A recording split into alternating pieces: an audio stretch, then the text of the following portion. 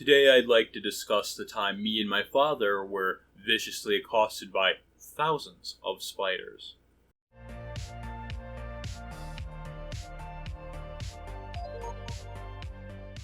Back in the year of 2007, wow, that sounded terrible. It was around the year 2007, whenever I was 14 years old. I don't even remember when I was 14 years old.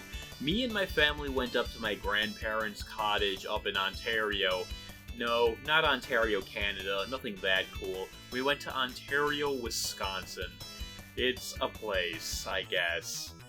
It's a rural area in mid-northern Wisconsin with not a lot to do, but there is this really interesting river called the Kickapoo River. The cool thing about the Kickapoo River is there's a portion of it that has multiple taxiing services that let you rent canoes or kayaks and pretty much go down the river to a specific location where they pick you up and drive you back to your car. It's pretty much the only thing you can do there besides hiking. So it's kind of like where I live now, but even more boring. Now this year, I don't know why this happened, but me and my father decided that we were going to go canoeing, and we decided that we were going to go down the area of the Kickapoo that was not covered by the taxiing services. Now, the taxiing services, what they do is, like I said, they drive you back and forth, but they also maintain the river that you're on. So, the river doesn't have, massive overgrowth. It's maintained. There's no, logs in the way. They move those out as soon as possible. But for some reason, we decided, we had the genius idea to go on the area that wasn't maintained by the services. So, there was a lot of issues with that. Now, the biggest issue was the fact that we didn't know what we were doing. So, with the taxiing service, they give you a map and everything. We were just going down a river. I don't even remember how we got back. I don't even remember if we even, canoed back upstream. That's besides the point. So, there is massive overgrowth. There are logs that we have to pretty much take the canoe out, lift it up over, and put the canoe back down. I'm going to be real with you, it's a lot harder than it sounds, because we used a big, I believe it was a tin canoe. It was a very sturdy canoe. I would use it as a shelter if I had to. If I was, lost in the wilderness, if I could use that canoe as a shelter, I totally would. Wouldn't even canoe with it, I'd just use it as a shelter. I'd just use it as a shelter. The other issue is the trees over the river, which this is where the problem comes in.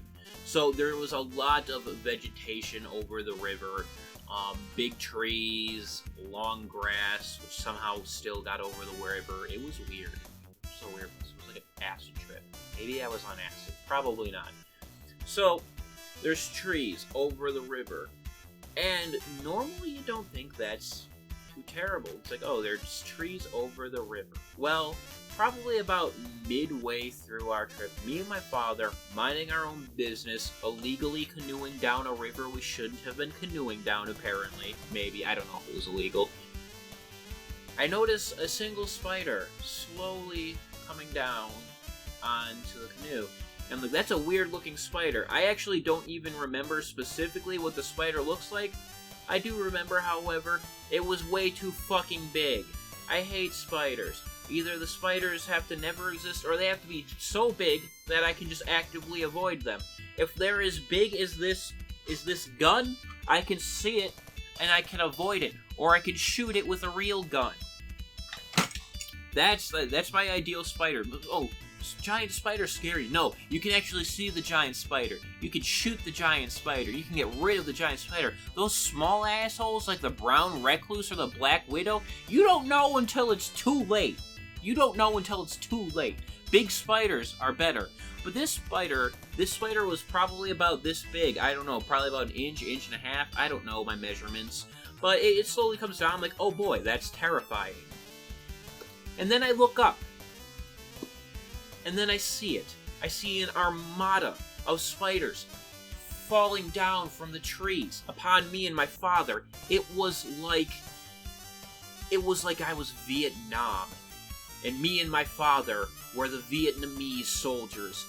And the spiders were the American paratroopers. And I can assure you, we did not have our poop stick traps ready.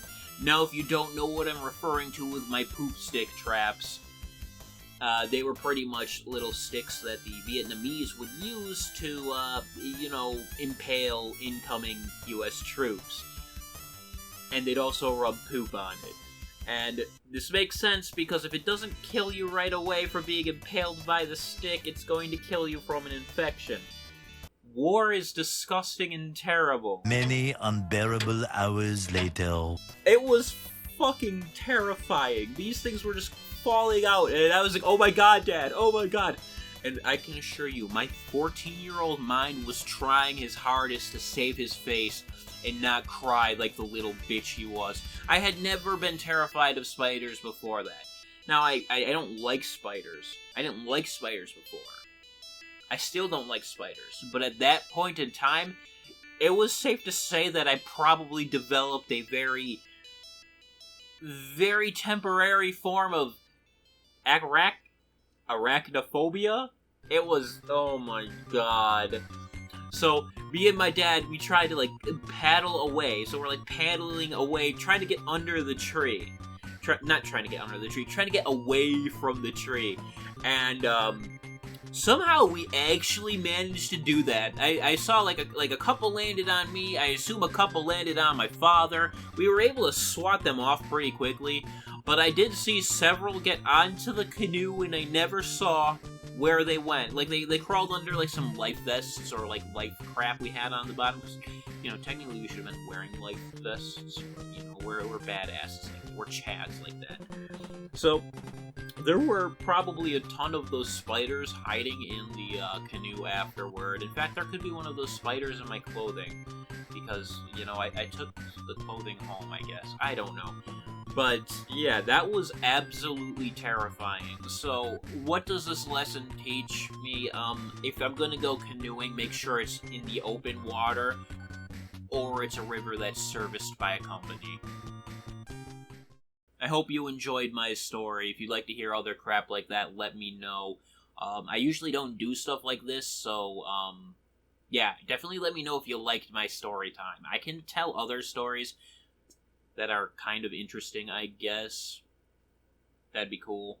If you liked it, like it. If you didn't like it, you should probably still like it. I'm kidding, you can dislike it, I don't give a shit. If you really liked it and want to see more, you can subscribe to me. I don't know why anyone would want to do that, but that's fine.